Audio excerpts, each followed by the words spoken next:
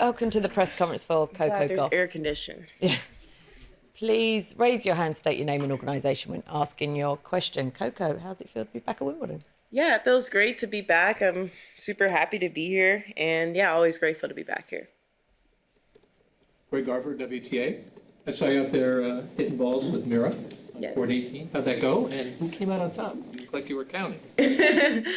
Well, I don't know if we were counting. I know I was down a break, so I guess she probably won that one. Oh, you were counting.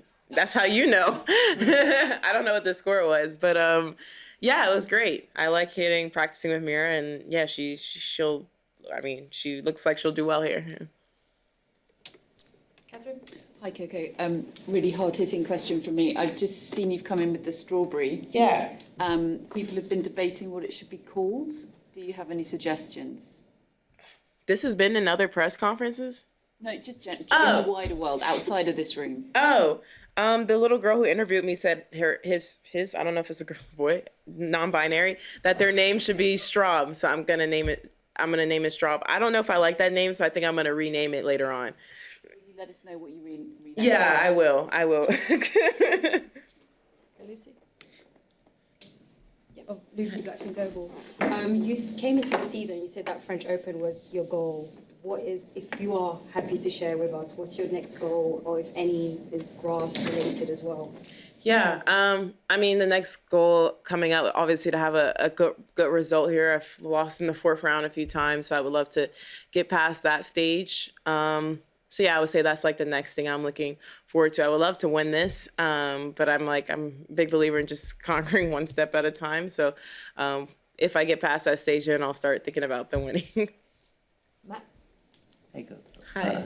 When you do move to the grass, and I realize this was a kind of an awkward move to the grass this season Yeah. for good reason, what do you focus on in terms of your game, in terms of adjusting it? I think you were speaking a couple weeks ago about it being a little bit of a challenge Yeah. for you. So what do you do when you're on the practice courts? What are you thinking about? What are you trying to get better at to get past the floor? Yeah, for sure. Movement. It's obviously a lot different than clay, and just keeping the ball lower. Obviously, clay, it's playing with a lot of high heaviness and that type of game. And this one, I just feel like you have to play a little bit lower and a little bit more aggressive than the clay season, which is a bit difficult just because, you spend I don't know, however many long weeks the clay season is playing a certain type of way. Then we come on grass and we have 13 days to not completely change because you still have the core of your game, but just change a little bit how you play. So yeah, I think that's the main things that I think that I would need to work on to be successful here. But and then serve, I want to be pretty aggressive with the serve here just because it's grass.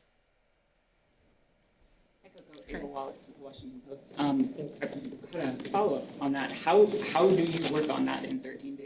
Are you on the court a lot doing movement drills? What can you share any specifics like that? Yeah. Well, before Berlin, I only hit twice before my first match. So I figured I wasn't going to do the best there. And I fell a couple times during that match. I was like, I definitely need to get on the movement. So yeah, we started after that. I kind of did a lot more fitness and stuff on court, more movement drills, things like that on court. And then after that, it's just kind of refining certain things, just getting loose to playing lower. A lot of people like to use a slice here, so just working on playing and hitting more slices and playing more slices. So little things like that I think will make a difference in the match. Brian Smith, TalkSport. Big picture, what have the last couple of weeks been like for you after the French Open and just processing that, handling that, also know that you need to get ready for another major? Yeah, I mean, I'm very much someone who can look ahead very quickly. So, the first 2 days after, I was just trying to really take it in and stuff. But once I got back from New York, I was pretty much more focused on here. Just thinking about what I need to do to where I feel like the areas of my game I need to improve on. And yeah, I think for me, I just rather just stay in the moment and think about this and kind of forget French and then revisit it maybe at the end of the season and celebrate it a little bit more because I do think US Open, I was able to sink in that a little bit more just because that was the last slam of the year. But I still want to do really well here, and I feel pretty confident on the court. So yeah, for me, it was important just to forget, which is easy for me because I'm always looking for the next thing. And usually I'm someone who you have to tell to settle in more. But I don't know. I just think I want to go get rid of it. And then when November comes, I'll revisit. Howard. Hi, Coco. Hi. Wanted to ask you about yesterday with Aryna and sort of what that dynamic was like after all the hubbub over the post-match stuff in Paris. Yeah. Yeah. And whether you sort of looked at the whole situation after Paris and what she said with some level of empathy because you've been in the position of being the player losing the big match, and what that maybe difficulty can be for a player speaking about what just happened, addressing the opponent and all of that after a loss like that. Yeah, I mean, obviously some people were critiquing what she said in the speech. I didn't really care about any of that because I know how it feels, and I understood what she was trying to say. It was a terrible condition day. I don't think I was playing well either, so I understood where she was coming from with that. Obviously, some of the stuff that was said in the presser, I think I was a bit more surprised about. But yeah, I'm not someone to hold a grudge. And when I was talking to my circle about it, I was like, if she apologizes, like not even publicly, it was just more so privately, I will be fine and we'll move on. And she did again when I saw her before practice. And yeah, I was just water under a bridge. And I know Aryna, and I felt like before that we got along pretty well anyways before all that happened. So it wasn't very hard to accept that apology. And yeah, I understand things weren't, I guess, translated as how she meant it to be, and she understood that, and I understood that's not what she meant. And yeah, I think the TikTok was more like, we would do a TikTok anyways. We have in the past at WTA finals and things like that. But I think that was just more so just to, kind of show people that we are on good terms. And, there's a lot of things that have been said, and I'm not someone that supports hate and things like that. And so I thought I would be a good idea for that, just so people can really see it and kind of move on, because I think we're both tired of talking about it, to be honest. Yeah. Hi Coco, Nishal Shvalgovatel from Olympic Channel Services. It's been 6 years since that win against Venus Williams here as a 15-year-old girl. How do you feel you've grown as a player and as a person since that moment? Yeah, I've grown a lot. I think, that moment for me was like the start of believing that maybe my dreams could come true. And yeah, I mean, that still feels crazy. It still feels like a dream. And honestly, I guess out of all the matches that I've won, I think that's the one that still feels the most fake, if that makes sense. And I guess the difference now, I mean, that was like the start. I had so much belief, and I feel like now I kind of regained that belief in myself. I feel like I lost it somewhere along the way between like 15 and 19.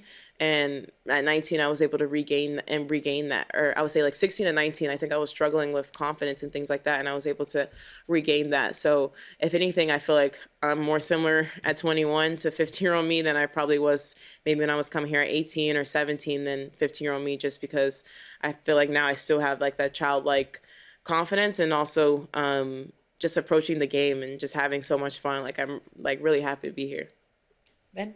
That's again about the Sabalenka thing. There's so much talk about it in U.S. media and sport TV and social media also. Yeah. I guess how did you sort of process that volume of attention on that moment? And then also I think probably a lot of people were very ready for you to have some sort of clap back, and you probably had lots of openings where that was possible for you to do. Yeah. I'm wondering, was that at all tempting, or how easy was it to sort of take this like committed high road even while there was all this sort of like energy behind you and support for you, try to people standing up for you or saying things sort of on your behalf against her? Like, what was that whole, like, just processing that sheer amount of noise?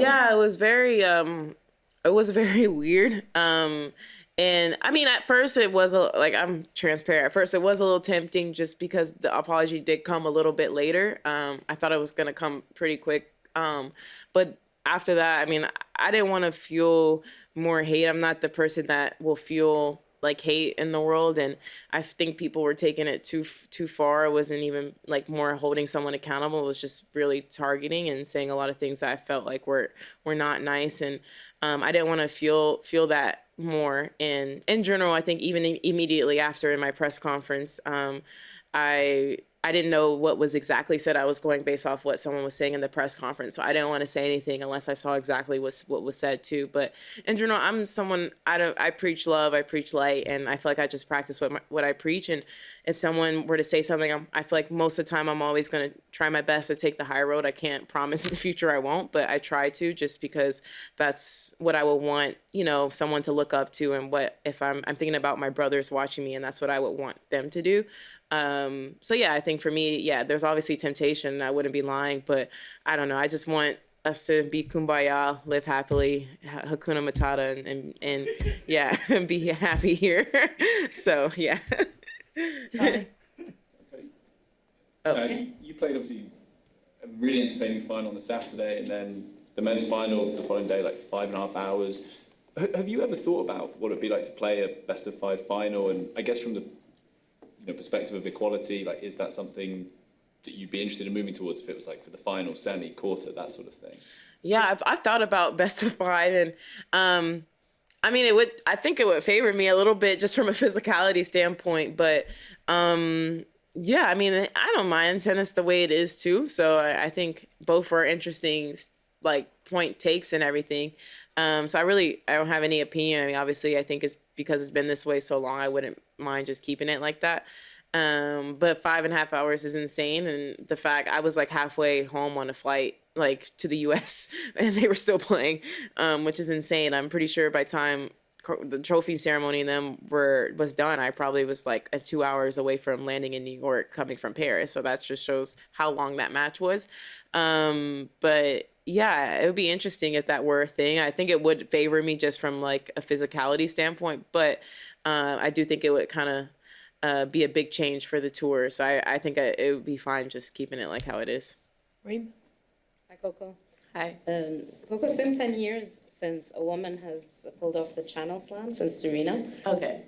I'm just wondering, like, what would that mean for you? What do you think is the biggest challenge for being able to pull that off? Because especially with Wimbledon, like, just the last 7 years, there have been 7 different champions. Yeah. So how do you look at that kind of challenge?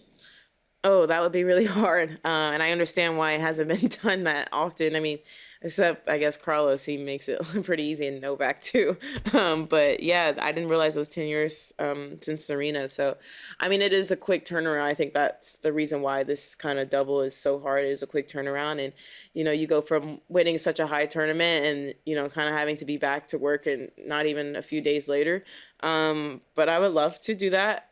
But also I'm not going to put that much pressure on myself, because I've been telling my team and people around me, I was like, this is all new territory for me. I've never played, and like, even with debating on playing Berlin and stuff, I was like, I'm just going to learn as I go. Maybe if I were to win again, I probably wouldn't do that decision again, but this is very much new territory. So I'm just trying to take it as I go. And I mean, if I were to end up there, it would be great. And if not, I'll try to come up with a better way to prepare for this tournament next time. I guess if Carlos is an example, 3 days in Ibiza is the way to go. Yeah, I mean, I know he did. I saw he was in Ibiza. I mean, I went home. So I did next year. I was like, if I were to do that again, I was like, maybe I should stay on this side of the world and have fun instead of go all the way back to US. But maybe I'll talk about him. I'll need to know exactly what he drank, exactly what he ate, how late he went to bed each night. And yeah, I'll have a conversation with him how those 3 days went. David? Hi there, Coco. Just as an extension of the question about whether you'd ever be interested in playing 5 sets, the other thing that occurs to me, looking at that incredible final weekend, you've had this great win, then Alcaraz and Sinner happens, and that's the last match of the tournament. And it's always the case that in combined tournaments, the men's final is the final chapter of a tournament. Would you ever like to see that maybe change so that you alternate and that women finish the tournament? Yeah, I mean, there's 2 things. It would be really cool if that were happen for the women to finish the tournament, but also they have to play 3 out of 5 sets, and I know that extra day makes a big difference for them. So I think I mean, I don't know if that's why that decision is made, but that's where I would feel like that would make the most sense for them to play on Sunday to get the extra day of rest because they are playing longer. But I, like you said, and especially maybe in thousands and things like that, I feel like that would be a cool thing to just switch up and change it. Just and also it puts women on a bigger platform. I feel like being the last spoke about match and a tournament, but. With that being said, I also do like playing on a Saturday and being home on Sunday. But yeah, I definitely think that I never thought about it like that, but I think that would be a cool idea that could happen. But I do think it would be tough in the slams given they are playing 3 out of 5 and to take away an extra day of rest would be a little bit difficult. And because I had to play back-to-back quarter and semi and imagine you're playing 5 sets and then having to come back the next day and potentially play another 5. I think that would be pretty difficult. So I guess from a scheduling standpoint, it does make sense for them to finish on Sunday. Last one here. Hi, Coco. Liam Hi. from Quality Shots. I saw you obviously practicing earlier with Mira. How do you find the dynamic that only a few years ago you were the one looking up to players who had won slams and asking them for advice, and now you're a 2-time Grand Slam champion? Do these players such as Mira ask you for advice, and what advice do you give to them, or do you find that you're trying to give them advice without them asking for it? I mean, no one's ever asked me for advice, to be honest. I had a conversation with Victoria and Boko actually after her match against Quinn Win, and I don't want to get into details of that, but I definitely, dropped a little bit and just told her basically just keep going and keep, enjoying it. But she seems like she has a good head on her shoulders. With Mira, we haven't really spoken about anything. Also, I feel like we're a little bit closer in age, and I guess me and Victoria are too. But I guess I don't know. I don't like to offer advice because I felt like I feel like if somebody wants something, they'll ask, and I don't feel like I'm all the way there yet either when it comes to like advice, and I'm just trying to out here and learn. But if someone asks me something, I am going to answer honestly. But I don't like to give out advice just because I know when I was younger, it was something that was kind of a little bit annoying to me because you just had so many voices coming at you, you didn't know who to listen to. So I don't want to add another voice. And also I'm like, I still have so much to learn. So if I say something now, I probably won't mean it in a year. So I'm still learning too. Okay, thank you very much. Thanks.